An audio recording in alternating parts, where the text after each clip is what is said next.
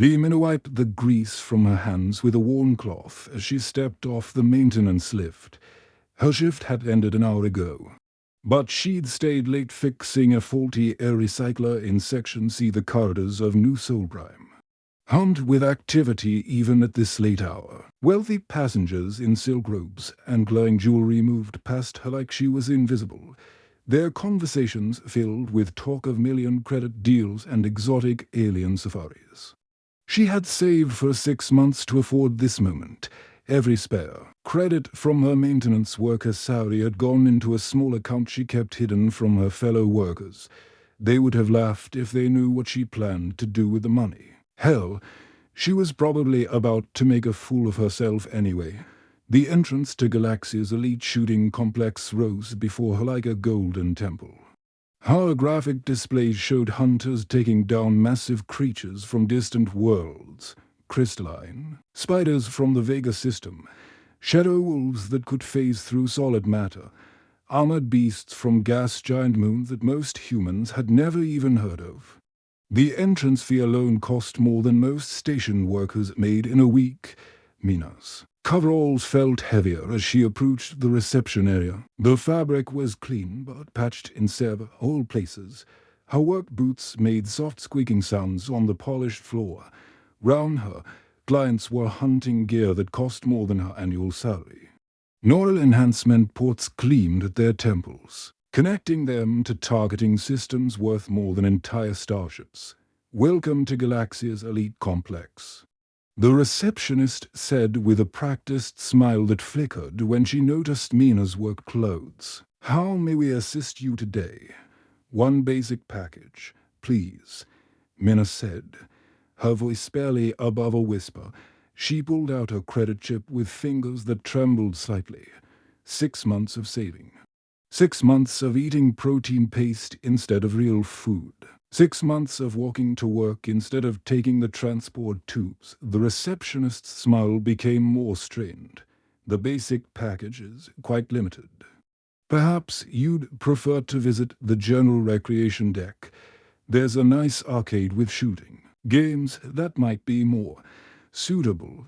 Before Mina could respond, laughter erupted from a group of men near the equipment lockers. Kim Tai-ho, whose shipping empire controlled half the trade routes in this sector, was pointing in her direction. His enhanced eyes glowed with artificial light as he focused on her. "Look at this," Tai-ho said to his companions, his voice carrying. Across the reception area, a maintenance worker trying to play hunter. "What's next? Maybe the janitor wants to pilot a racing yacht." His friends joined in the laughter. Park Ji-won, whose entertainment networks broadcast across 50 worlds, activated his neural implant to record the scene. "This is perfect content," he whispered to Tai-ho. "Rich girl wants to play with the big boys. My viewers will love watching her fail."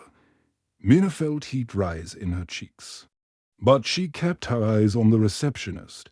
"The basic package," she repeated, sliding her credit chip across the counter.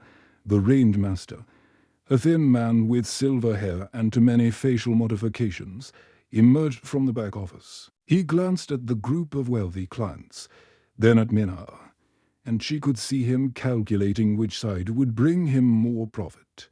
"Well," he said slowly, "I suppose we can accommodate you. Though I should warn you, the basic package uses older equipment, much older.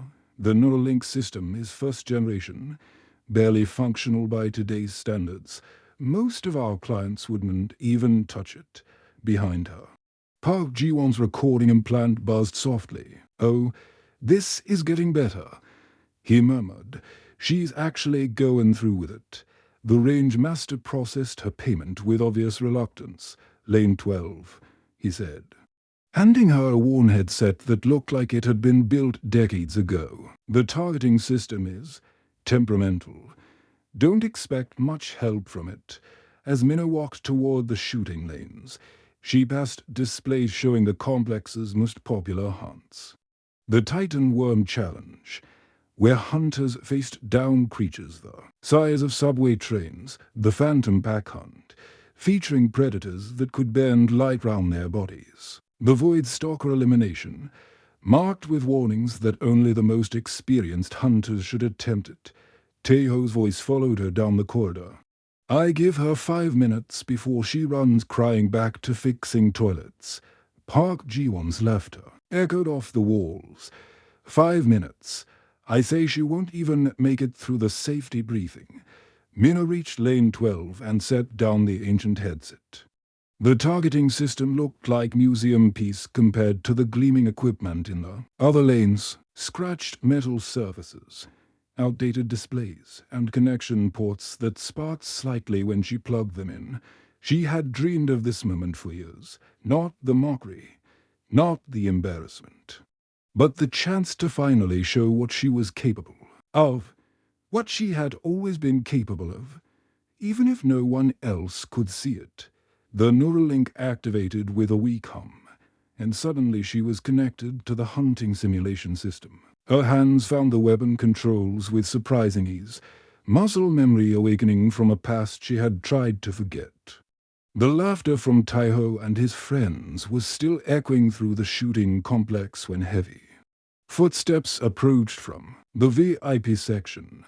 Mina didn't need to look up to know someone important was coming. The sudden silence from the other wealthy clients told her everything.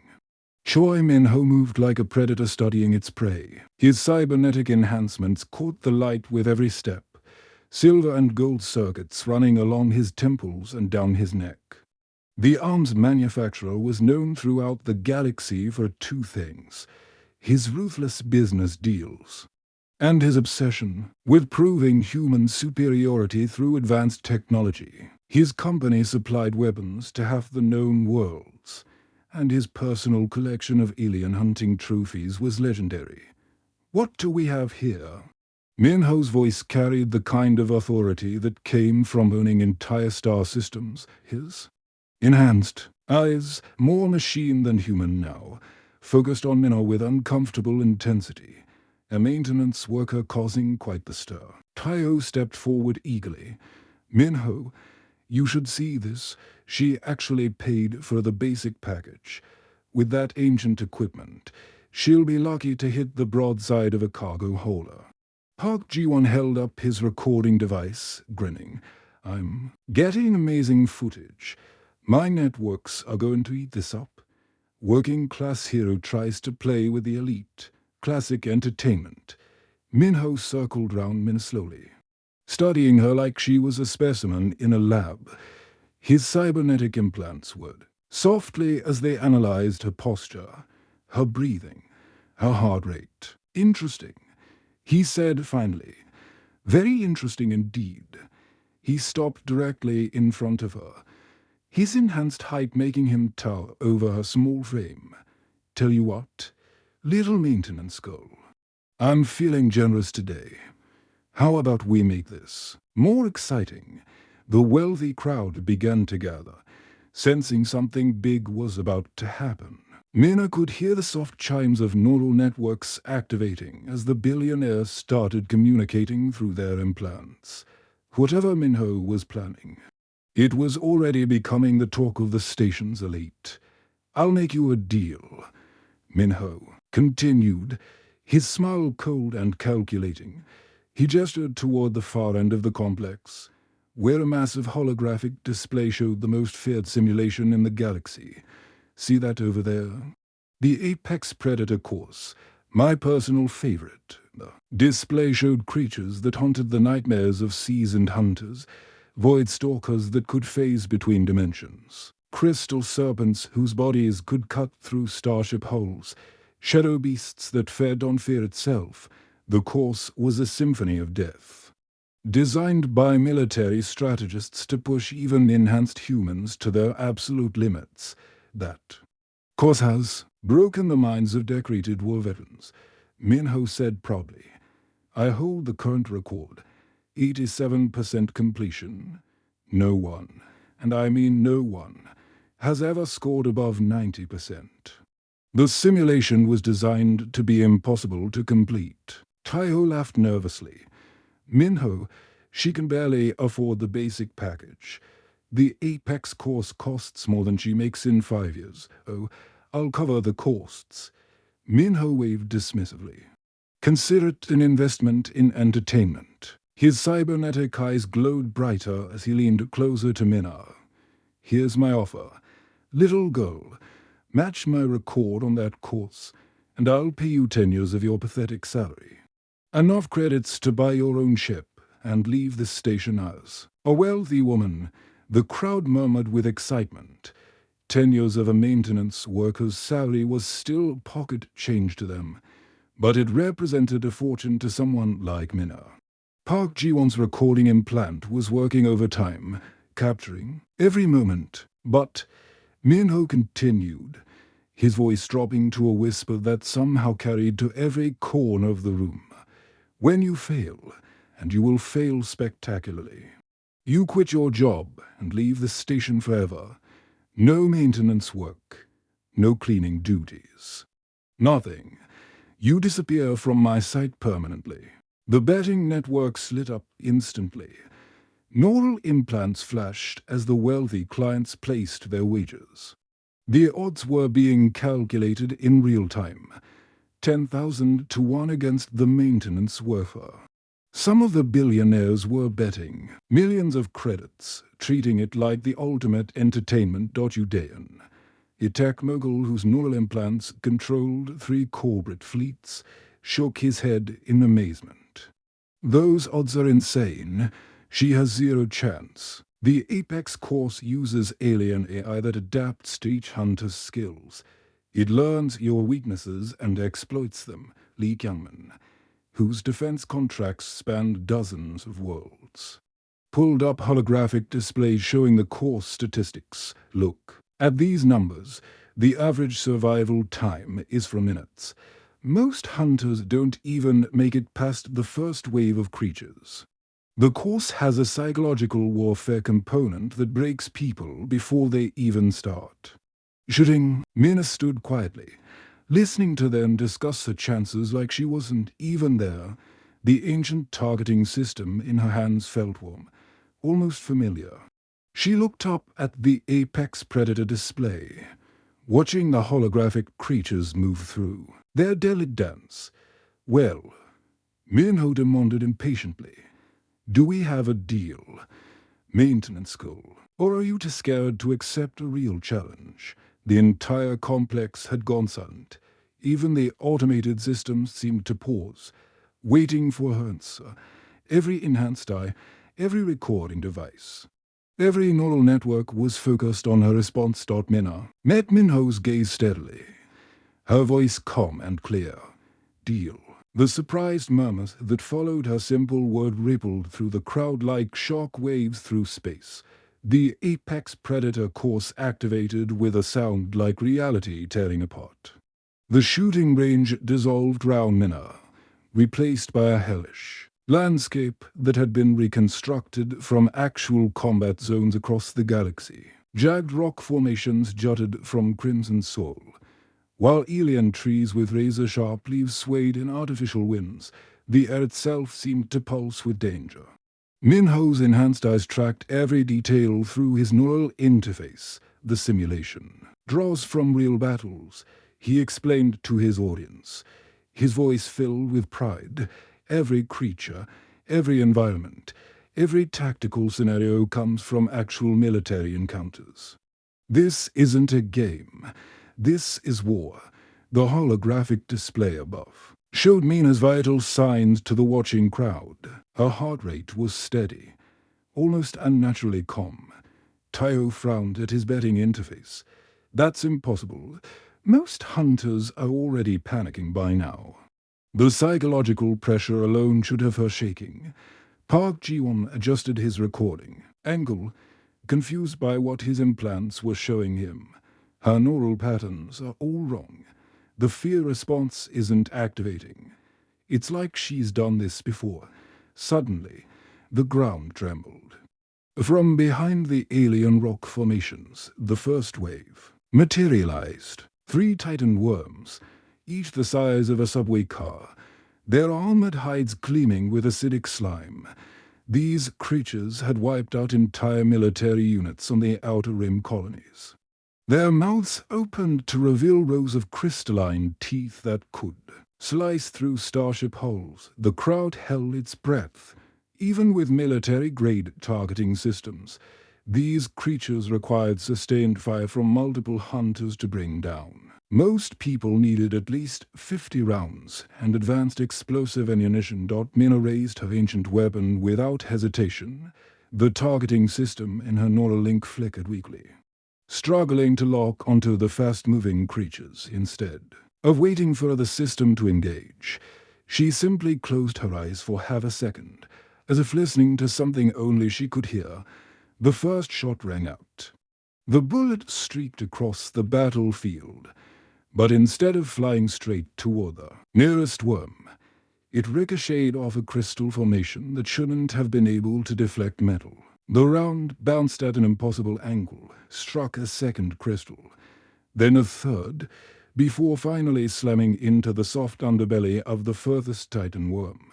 The creature collapsed instantly, its nervous system severed by a shot that had traveled a path no targeting computer could have calculated.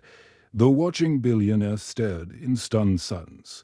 Udayan's enhanced brain ran calculations through his implants. That trajectory was mathematically impossible. The bullet changed direction 4 times. No targeting system could plot that course before anyone could process what they'd seen. Mina fired again. This shot seemed to curve through the air itself, bending round obstacles that should have blocked it completely. It struck the second Titan worm in the exact spot where its armored plates connected, finding a gap smaller than a coin. The third shot was even more impossible. The bullet appeared to split in midair, beconning to projectiles that struck the final worm from opposite sides simultaneously. The creature's death roar echoed across the simulation before fading into digital silence. 3 shots, 3 impossible kills. Total time elapsed. For seconds. Park Ji-won's recording device had stopped working, overwhelmed by data it couldn't process. His mouth hung open as he tried to understand what he'd witnessed. The system is showing she fired standard ammunition. No explosive rounds. No armor-piercing technology. Just basic bullets. Minho's cybernetic enhancements were running diagnostics, trying to identify the technology Min must be using. His scanners found nothing. No hidden implants. No advanced targeting gear. No illegal modifications. Just a maintenance worker with an ancient Neuralink that barely functioned. The simulation didn't pause for their shock. The second wave materialized immediately. Crystal serpents from the Vega system. These creatures were pure nightmare. Their transparent bodies nearly invisible as they slithered through the air itself. They could phase through solid matter, and their bite delivered toxins that drove victims insane before killing them. Most hunters couldn't even see these creatures until it was too late. The military recommended full environmental suits and heat-seeking ammunition. Even then, survival rates were less than 30%. Mina moved forward, her steps fluid and confident. She wasn't watching the creatures directly. Instead, her eyes tracked patterns in the air, disturbances invisible to enhanced vision systems. She could see the way light bent round their transparent bodies, the tiny disruptions they created in dust particles, the subtle shadows they cast even while phased. Her next series of shots defied everything the billionaires thought they knew about physics. Bullets curved round corners, ricocheted off surfaces that weren't there, and struck targets that existed partially in other dimensions. Each shot found its mark with precision that made the simulation's AI struggle to keep up. Lake Youngmin's defense contractor databases were running full analysis. Her accuracy rate is beyond human capability. She's hitting weak points that military scientists haven't even identified yet. The creatures are dying from single shots that should require heavy artillery. The crowd watched in growing amazement as Mina continued through the course. She moved like she was dancing with death itself, her weapon becoming an extension of her will. Every movement was economical, every shot perfectly placed. She wasn't fighting the creatures, she was conducting a symphony of destruction. Minho's confidence was beginning to crack. His record seemed suddenly meaningless compared to what he was witnessing. The battlefield fell eerily quiet after the last crystal serpent dissolved into digital fragments. Mina stood in the center of the devastation, her ancient weapon still humming with residual energy round her. The holographic landscape showed the scars of impossible marksmanship, craters where bullets had struck with physics-defying precision, crystal formation shattered by ricochets that shouldn't have been possible. Minho's cybernetic implants were working overtime, analyzing every detail of her performance. His confidence had evaporated like morning mist on a dying planet. The arms manufacturer who had conquered markets across 50 star systems was watching his understanding of combat being overridden by a maintenance worker with outdated equipment. "This is impossible," Udayan whispered, his neural networks running calculations that kept returning error messages. "She's completed waves that military academies use to break elite soldiers. Her accuracy rate is beyond theoretical maximums." Tejo's betting interface was flashing warning signals. The odds had shifted so dramatically that the station's gambling algorithms couldn't keep up. "The system is glitching," he muttered. "It's never seen performance like this." Park Ji-won's recording equipment had overheated trying to process the impossible trajectories. His entertainment empire, built on spectacular failures and public humiliation, was witnessing something his viewers would never believe. "My audience won't accept this footage," he said numbly. "They'll think it's fake." The simulation paused for exactly 3 seconds, the standard delay before the final challenge. In those 3 seconds, the silence was so complete that everyone could hear the distant hum of the station's fusion reactors. Even the automated systems seemed to hold their breath. Then reality fractured. The Apex Predator course's ultimate test materialized round Mina, and the temperature in the observation area seemed to drop 10 degrees. 10 void stalkers phased into existence, or rather, into the space between existence and nothingness. These creatures were nightmare-given form, beings that existed partially outside normal space-time. They had no fixed shape, no solid mass that sensors could detect. They were shadows with teeth, whispers with claws, existing in the gaps between dimensions. Military reports call them the perfect predators, invisible to thermal imaging, undetectable by motion sensors, immune to most conventional weapons. "No one has ever completed the Void Stalker challenge," Minho said, his voice barely a whisper. His own best attempt had ended in failure after managing to kill only 3 of the 10 creatures. "They exist in quantum superposition. You can't hit what doesn't fully exist in our reality." Lee Kyungman pulled up classified military files through his defense contracts. The colonial Marines tried everything against these things: plasma cannons, quantum disruptors, even experimental timeshift weapons. Nothing works consistently. They phase out of our dimension the moment they detect incoming fire. The creatures began their hunt. The air itself seemed to ripple as they moved, reality bending round their impossible forms. Most hunters would be screaming by now, their minds unable to process what they were seeing. The psychological trauma of facing Void Stalkers had ended more military careers than actual combat wounds. Mina stood perfectly still in the center of the hunting ground. Her eyes were closed, but her head tilted slightly, as if she was listening to music only she could hear. The ancient targeting system in her neural link had given up entirely, displaying nothing but static and error codes. The wealthy spectators leaned forward, their enhanced vision struggling to track the stalkers. The creatures were closing in, moving through spaces that shouldn't exist, approaching from angles that human geometry couldn't describe.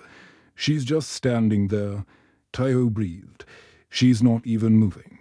They're going to tear her apart. But Mina's stillness wasn't surrender. It was preparation. Her breathing had slowed to match some internal rhythm. Her muscles relaxed but ready. She was calculating something far more complex than ballistics or physics.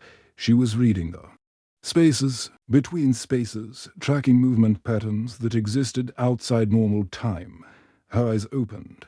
The first shot cracked through the air like thunder. The bullet seemed to disappear mid-flight, vanishing into a fold in reality itself, for a heartbeat. Nothing happened. Then one of the Void Stalkers materialized fully, its form becoming solid just long enough to show the hole punched through its center before it dissolved into quantum foam. The second shot followed immediately, fired at what appeared to be empty air. Again, the bullet vanished into dimensional space. Another stalker flickered into visibility, already dying, its impossible anatomy scattered across multiple realities. Mina's movements became a deadly dance. She fired shot after shot into nothingness, each bullet finding targets that existed in the spaces between thoughts. Her weapon never pointed directly at the creatures instead. She aimed at where they would be when they briefly solidified in our dimension. The watching billionaires could barely comprehend what they were seeing. Creatures that had terrorized entire star systems were being eliminated by a woman firing blind into empty space. Each shot was perfectly timed, perfectly placed, striking at the exact moment when the stalker's quantum states collapsed into killable form. She's predicting their phase transitions, Li Qiaomen whispered in amazement. She's calculating when they'll exist in our reality and pre-firing her shots. That's impossible. You'd need quantum computers and years of study. The eighth shot, the ninth, each one finding its mark in creatures that barely existed. The final Void Stalker attempted something no hunter had ever seen before it tried to flee, phasing deeper into dimensional space where even quantum weapons couldn't reach. But Mina was already moving. Her 10th and final shot fired not at where the creature was, but at where it was trying to hide. The bullet followed the stalker through 3 dimensions, emerging in a reality where the creature thought it was safe. The final kill was almost gentle. The stalker simply faded away like a bad dream ending. The simulation display flickered, crashed, rebooted, and displayed numbers that its programmers had thought impossible. 100%. Perfect completion. Record. Achievement.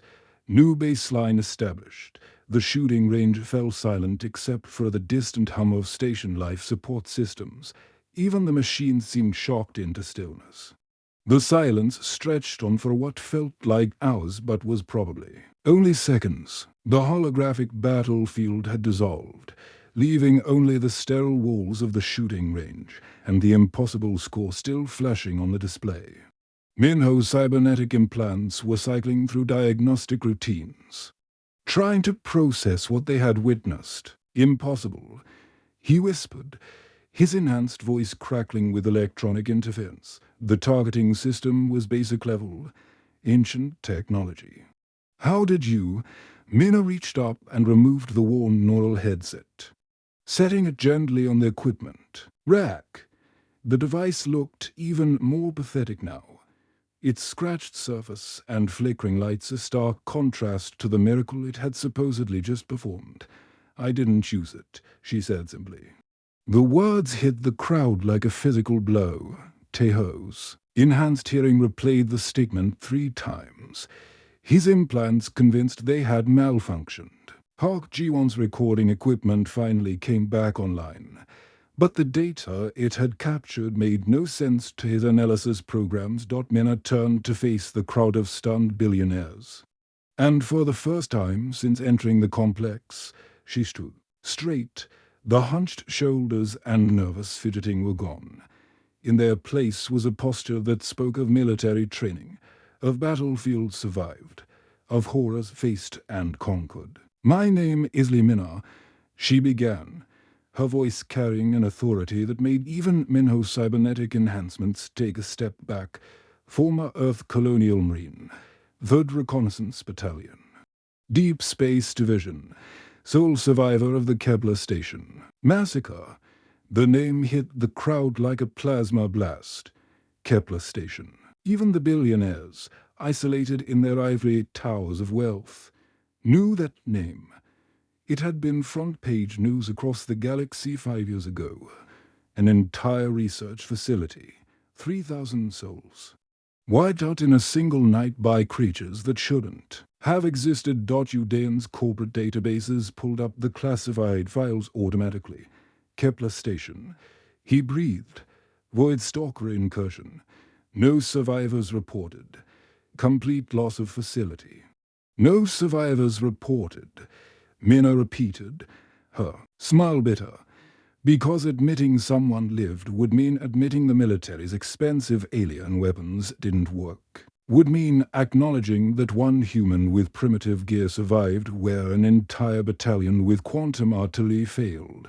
She gestured toward the simulation display, where her impossible score still glowed. I've faced real void stalkers. Not holographic toys. Real crystal serpents that melted through starship hulls. Real titan worms that turned entire colonies into feeding grounds. While you play with simulations bought from alien markets, I learned to kill them with weapons that hadn't been upgraded in 50 years. The crowd was beginning to understand. And the realization was terrifying. This wasn't just skill or luck. This was someone who had survived the impossible and learned to turn humanity's greatest weakness, their lack of advanced technology, into their deadliest weapon. I chose maintenance work for a reason. Mina continued, her eyes scanning the faces of the wealthy elite. Every day. I watch alien ships dock at this station. Every day. I study the creatures that come aboard. Their movement patterns, their behavioral quirks, their biological weaknesses. While you collect trophies, I collect knowledge. Lee Kyungmin's defense contracts included psychological profiles of legendary soldiers. The Kepler survivor, he whispered, military intelligence classified the file. They said whoever survived had to be changed, that no human mind could process what happened. Their end remained stable. Mina's laugh was soft but carried an edge that made everyone uncomfortable. Changed. Yes, I was changed. I learned that aliens aren't superior to humans. They're just different. And different means they have weaknesses we don't, patterns we can exploit, instincts we can predict. She walked over to where Minho stood, his trillionaire confidence evaporating as she approached. You've built an empire selling alien technology to humans, convincing them they need to become more like aliens to survive. But you've got it backwards. Her finger pointed to his cybernetic enhancements. The alien-derived implants that had cost more than most planets' annual budgets. Those modifications make you predictable. They force your brain to process information the way alien minds do. You've traded human intuition for alien logic. The arms manufacturer tried to speak, but no words came. His enhanced systems were still trying to analyze her performance, and every calculation returned the same result. Impossible. Mina collected winnings from the stunned rangemaster, her movements calm and deliberate. 10 years of maintenance worker salary, converted to untraceable credit chips. More money than she had ever seen in one place. You can buy alien technology, she said, addressing the entire crowd. Alien weapons, alien ships, alien everything. But you can't purchase what makes humans truly dangerous. Our ability to adapt, to survive, to win against impossible odds using nothing but determination and ingenuity. She paused at the complex's entrance, looking back at the billionaires who had mocked her just hours earlier. The galaxy is full of species that are faster, stronger, more advanced than us, but they all think the same way. They all follow the same patterns. They all assume that superior technology means superior performance. Her smile was the most terrifying thing any of them had ever seen. They're wrong, and that's why humanity will outlive them all. As she walked toward the exit, Mina made one final announcement. I'm donating this money to establish a fund for displaced human veterans, the ones you've forgotten in your rush to buy alien superiority. The ones who learned the hard way that being human is not a weakness to overcome, but a strength to embrace. The sliding doors closed behind her with a soft hiss, leaving the billionaires standing in stunned silence. They had come to watch a maintenance worker fail spectacularly. Instead, they had witnessed something that would haunt their dreams and change their understanding of what it meant to be human.